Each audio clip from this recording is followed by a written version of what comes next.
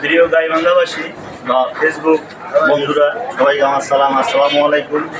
আজ এমন একটি ব্যক্তির সাথে আপনাদের সাথে পরিচয় করে দিচ্ছি বা একটু প্রশ্ন করবো হয়তো, সেটি হচ্ছে এর নাম হচ্ছে শাহিন, বাড়ি হচ্ছে গাইবান্ধা জেলা সাদলাপুর উপজেলা এই বনগ্রাম ইউনিয়নের হবিল্যপুরি গ্রামে। এই জন্ম থেকেই প্রতিবন্ধী।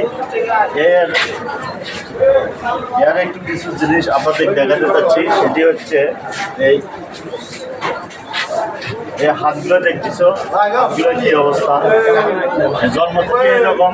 আরো একটা জিনিস দেখাতে চাচ্ছি, চাচা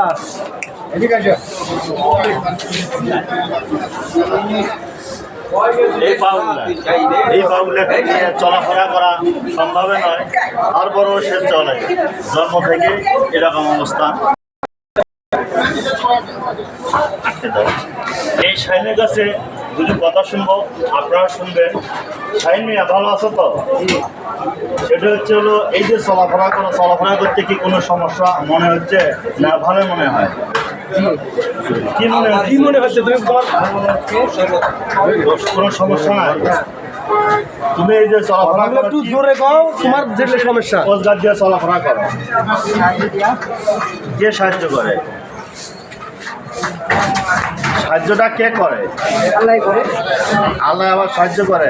এই যে চলাফেরা করো, মানুষের কাছে টাকা পয়সা সাহায্য চাও?